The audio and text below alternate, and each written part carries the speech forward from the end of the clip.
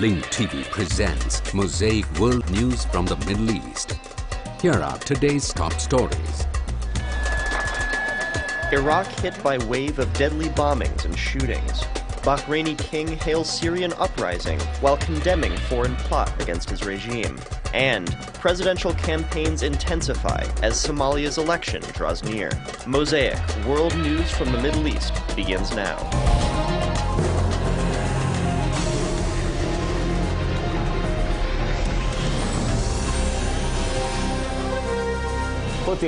At least 22 people were killed and dozens were injured in a wave of attacks that hit central and northern Iraq. The most violent attack struck the Kirkuk neighborhood in the city of Kirkuk when a car bomb exploded near the headquarters of the local security forces. It was a bloody day during which central and northern Iraq witnessed 15 explosions, including the detonation of 7 car bombs, a suicide attack, and shootings in 9 cities and towns, leading to many deaths and injuries, and destruction on a wide scale. The most brazen attack started at dawn in the city of Kirkuk, when attackers planted 4 bombs around the home of a military officer. The explosions led to the death of the officer's brother and injured 6 other members of his family. Only a few hours later, a car parked near a series of restaurants exploded, causing several deaths, injuries, and financial damage. Residents in the area say they reported the suspicious car to the police, but it was too late. The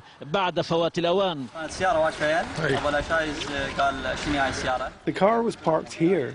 They asked us about the type of the suspicious car.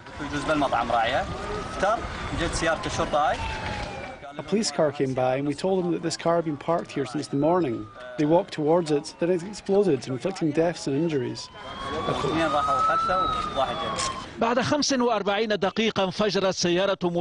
45 minutes later, another car, parked near a complex of government buildings, exploded, wounding several people. In the Husseiniya district, northeast of Baghdad, around 40 people were killed when a car bomb exploded. In Al-Taj, north of Baghdad, another parked car exploded as a police patrol drove by, killing 2 civilians and wounding 7 others. In Fallujah, 65 kilometers west of Baghdad, gunmen shot at a police patrol, killing 4 officers and wounding another 3.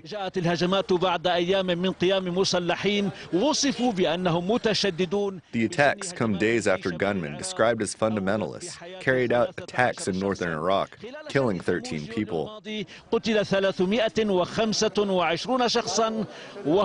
In July, 325 people were killed, making it the bloodiest month since August 2010.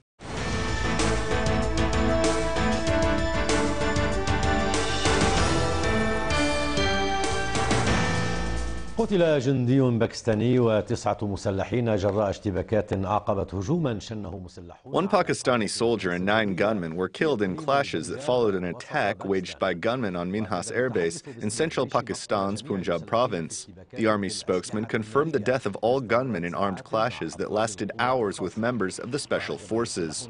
The gunmen attacked the airbase with rifles, bombs, and missile launchers. وتضم القاعدة المجمع الجوي الباكستاني.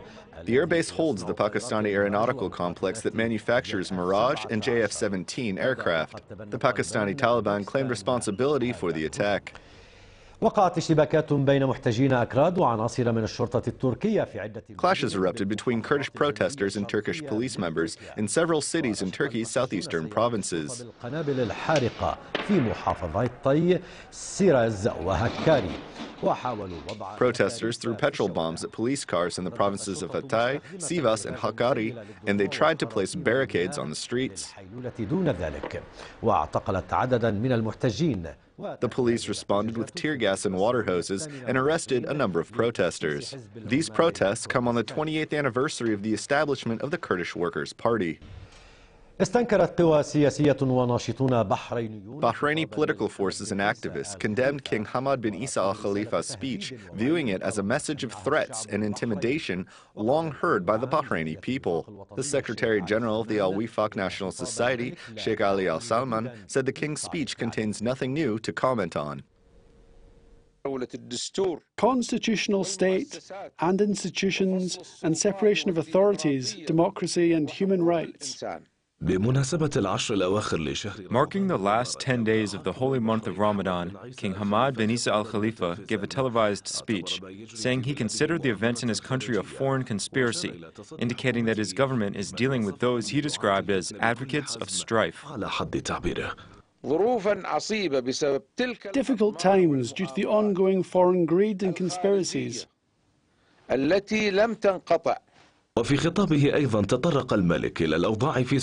Also in his speech, the king turned to the situation in Syria and expressed sorrow over the violations and acts of violence occurring there. The speech was condemned by Bahraini activists and politicians, who noted that the regime has killed dozens of protesters and is still cracking down on demonstrations, despite the fact that they're peaceful. They also criticized the king's cries over the violence in Syria, as the rifles of his regime's security forces have not stopped firing pellet bullets and poisonous gas at unarmed civilians. His regime also called on Saudi forces to repress popular marches and destroy dozens of mosques.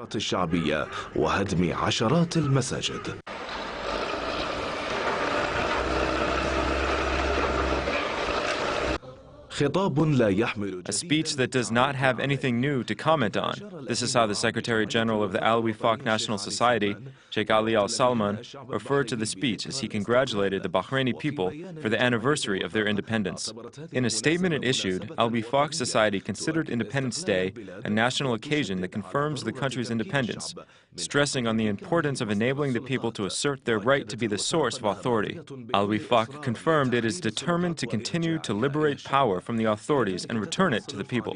And with that, protests are continuing in several areas, under the banner that people do not compromise, assuring the people's determination to attain their just right to determine their fate.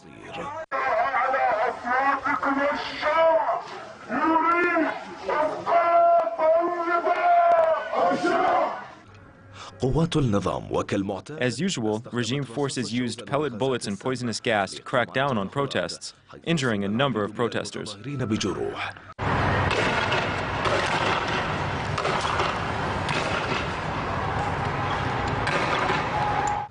The violence of the regime's forces against civilians is an approach adopted by the regime to silence the voices of the critics, even if they are religious scholars. This violation was referred to in a statement by the Islamic Scholars Council in Bahrain, indicating its rejection to the Justice Ministry's intervention in the affairs of mosques and preachers. It expressed surprise over the double standards of the regime that turns a blind eye to preachers whose speeches are filled with insults against a sect that represents the majority in the country.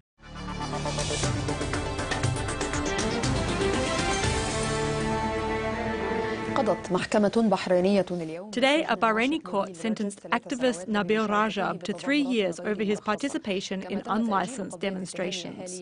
The trial against the residents of Al Muharraq, that includes the prosecution of Nabeel Rajab, has been postponed to August 23rd. A number of international human rights organizations called on Al Manama to release the Bahraini political activist accused by the authorities of participating in acts that violate the laws of the kingdom. 2 powerful explosions rocked southern Israel's city of Eilat, located near the Egyptian border.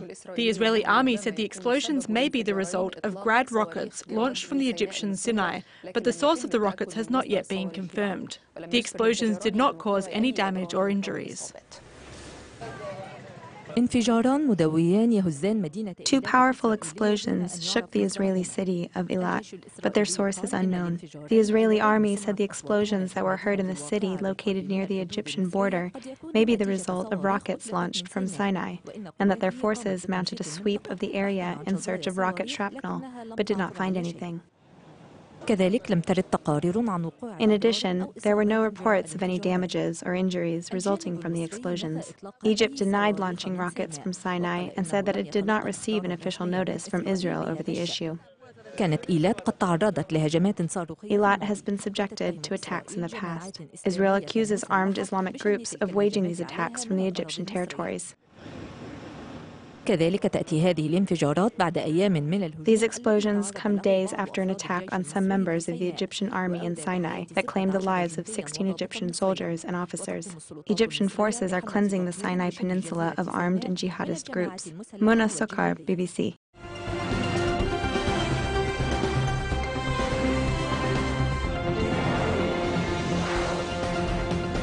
In Somalia, politics has taken center stage ahead of the presidential elections due in late August. A veteran journalist is among those lined up to compete with the president, prime minister, and parliament speaker. Our correspondent has that story. Amid the political tension brewing in Somalia and the growing number of candidates, a former head of Somali service at the British Broadcasting Corporation BBC has come to Mogadishu in hopes of becoming the next president of war-torn Somalia, a country where many scribes have lost their lives. People in Somalia say that the country needs no foreign military intervention and that Somalia issues can best be addressed by the Somali people. Somalia should be able to look after themselves and to be able to protect their country without the need of neighboring countries to interfere militarily and to try and stop terrorism. Yusuf Garat, now a presidential candidate, resigned from the BBC to vie for Somalia presidency in the August 20th elections. I decided after 20 years to leave London, to say goodbye to it, to come back home and to try and be part of the solution. He will however be facing more than 30 candidates, including the interim president, Sheikh Sharif Sheikh Ahmed, who will be seeking to remain in office alongside the current prime minister and parliament speaker. With an extensive journalistic background and aware of the many challenges Somali journalists operate in, Yusuf argues on the importance of journalists in Somalia receiving training from security experts to curb down the rising number of attacks on them. Journalists should be provided with training and advice from security experts on how to protect themselves, what can they do to improve the situation. But on the other hand, the government should take this very seriously and there should be a proper investigation. Since the beginning of 2012, 9 journalists and media personalities were killed in unclear circumstances, according to the National Union of Somali Journalists. Yusuf Ali Osman, a veteran journalist for more than 30 years, was the last media personality gunned down in Mogadishu.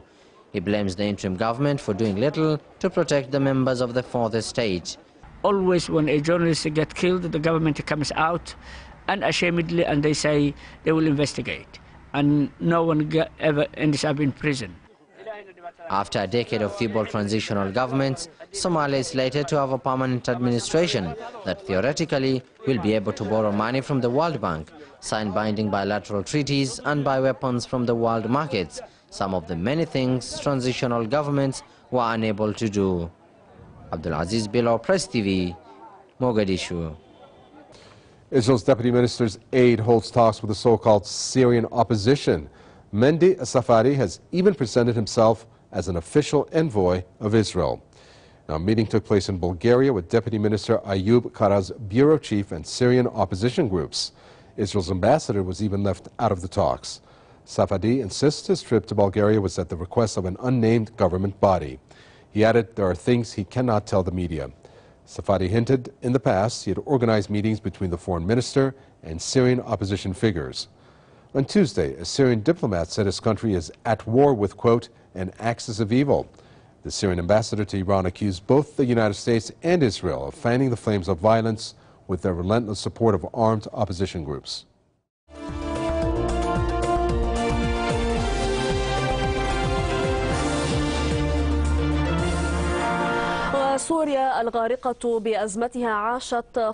The growing crisis in Syria witnessed another tragic chapter yesterday as reports that over 80 people were killed in Azaz in the countryside of Aleppo in an air raid carried out by Syrian regime forces. These victims were added to the tally reported by the Syrian Observatory for Human Rights that said the death toll in Syria has exceeded 23,000 since the beginning of the revolution. Loué Gabra has the details.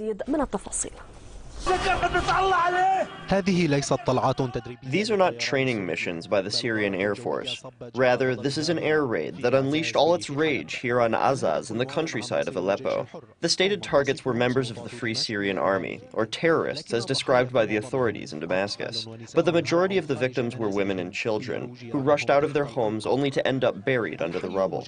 The neighborhood near the Azaz city prison was also razed to the ground, and the mission to find survivors is as difficult as rescuing the injured. There is no way to treat them except through the border crossings with Turkey. Those fortunate enough to have made it there recount horrifying stories of what they witnessed.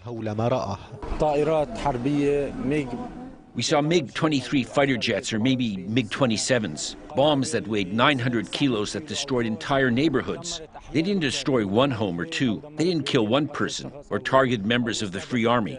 No, it was a deliberate attack on civilians. News of the shelling, as with the victims, are not limited to Azaz. The regime forces hit several neighborhoods, including Salah ad-Din, as clashes continued between regime forces and the brigades of the opposition. The latest clashes between the two sides were halted after a military convoy was unable to reach the Bab el-Hawa crossing, as rebel fighters were able to destroy the convoy and seize a tank to capture an army captain. These fierce confrontations continued in most Syrian cities, from Homs to Idlib in the north, reaching Damascus and its countryside to the south. They are accompanied by reports showing images of a deteriorating humanitarian situation. People rush to come here to get a loaf of bread in a time of war. But bread isn't the only thing Syrians need. They also need urgent humanitarian aid. This, according to Valerie Amos, the coordinator for humanitarian affairs at the United Nations, who stressed the need for aid as her visit to Damascus concluded. Amos confirmed that over 2.5 million Syrians are in dire need of aid. It has become more intense. Violence has become more intense, and all sides must do everything in their power to protect civilians as the humanitarian situation is worsening. When I was here last March, 1 million people were in need of humanitarian aid according to our estimates at the time. But now, with the deterioration of the conflict and its effect on the economy and the standards of living, there are 2.5 million Syrians in need of such assistance, and we are working to update our plans and our request for funds. But the government and the opposition must end the conflict and allow humanitarian workers to freely move around the country.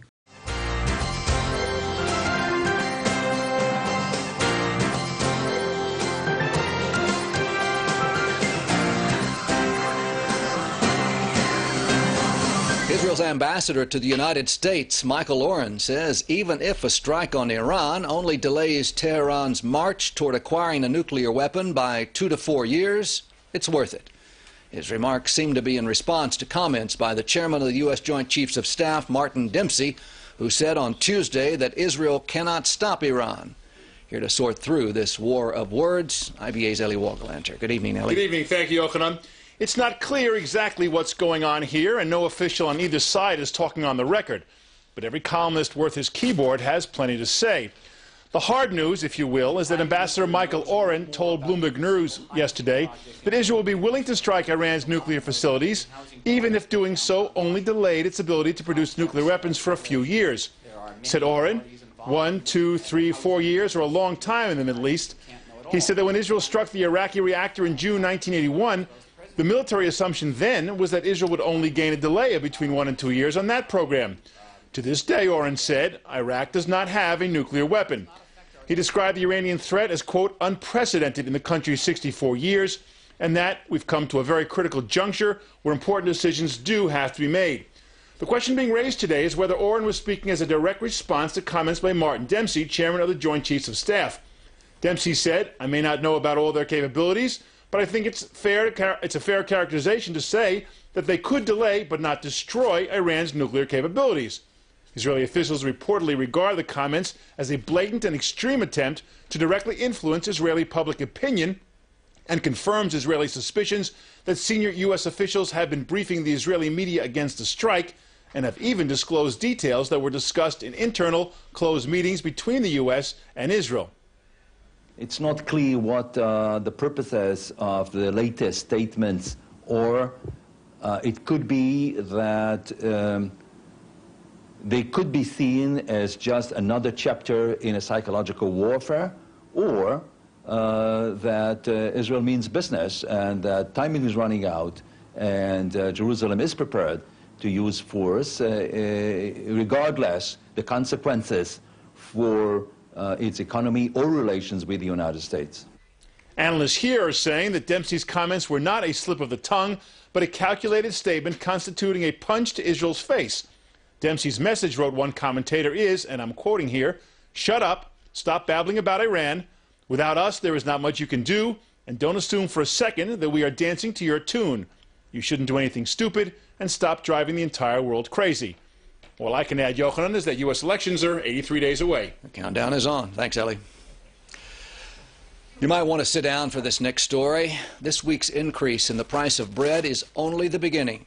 Ministry of Agriculture officials warn that food prices are likely to rise by up to 17% before the end of the year. They said the price hike is due to the prolonged drought in the United States, which has triggered a rise in the cost of agricultural commodities. Local consumers can expect to pay increases of 13% for milk and 14% for chicken and turkey. Eggs could go up by 17%, and if that's not bad enough, gasoline prices are expected to rise next month by 40 agarot per liter to a record high of 8.25 shekels, passing the 8 shekel per liter benchmark for the first time ever. And for those of you who still have a little cash in your pocket, the value-added tax, or VAT, will rise by 1% next month to 17%. Knesset member Avi Dichter was sworn in as Minister of the Home Front this morning, just 2 days after he announced that he would be leaving Kadima. The Knesset committee convened for a special session during the summer recess to approve the appointment. Defense Minister Ehud Barak said the challenges ahead of Dichter are more enormous and sensitive than ever before. Shortly before Dichter's appointment, Ahmed Dabach from the Kadima party was sworn in as a member of Knesset in his place. He becomes the 17th non-Jewish member of the legislative body. The Arab MK is the father of 9 children and owns a chain of supermarkets. Dabach vowed that he would be a man of the people. Today I am happy because from this day I am a member of the Parliament of Israel. I want to thank every people who helped me to arrive to be to be a member of the Parliament of Israel.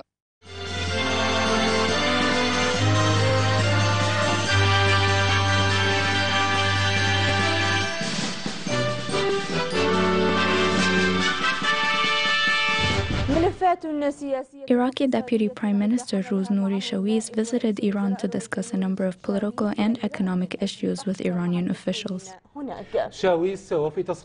In statements issued to the media, Shawiz described the meetings between the two sides as serious and frank. In response to an official invitation by Iranian Vice President for International Affairs, Ali Saidlu, Iraqi Deputy Prime Minister on Economic Affairs, Nouri Shawiz, led a high-level delegation to visit the Iranian capital, Tehran. The goal is to discuss developing political and economic ties that would lead to improving diplomatic relations and reaching mutually beneficial agreements between the two countries.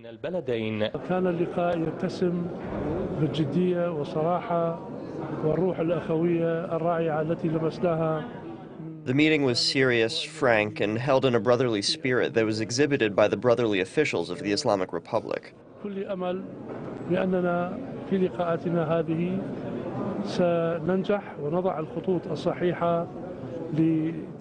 We hope to succeed in our meetings and proceed on the right path towards improving and growing our ties through the implementation of agreements signed between the different ministries of the two countries. This visit makes us very happy, especially since a number of Iraqi ministers are here. We would like to develop our ties with Iraq, and particularly economic ties. This is why we've been exchanging visits every once in a while. The chairman of the National Investment Commission indicated that many opportunities are available for Iranian companies to help develop the country's infrastructure, including its electricity and basic services. He added that the National Investment Commission is trying to remove obstacles facing Iran's entry into the Iraqi investment market.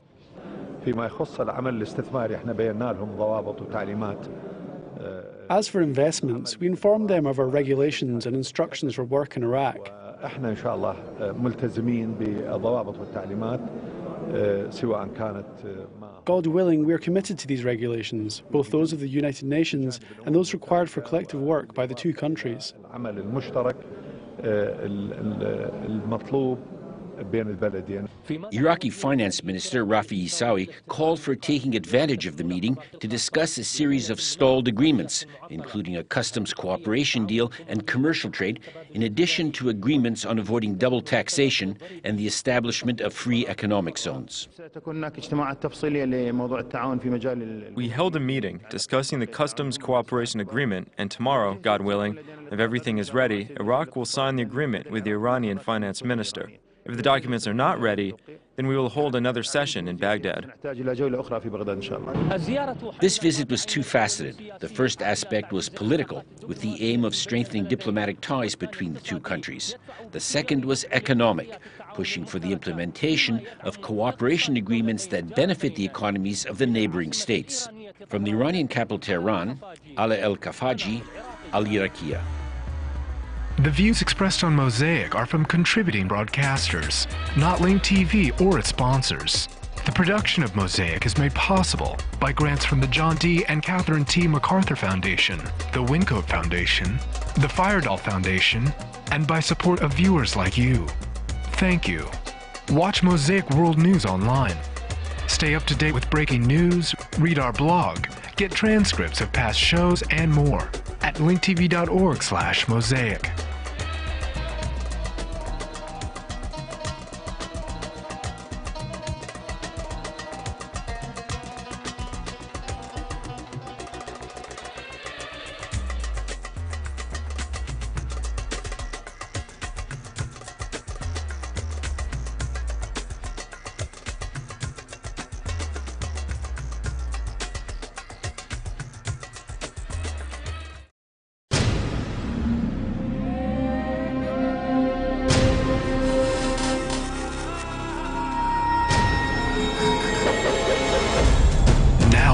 Airwaves, a global channel of uncompromising stories, world news, documentaries, entertainment, and culture.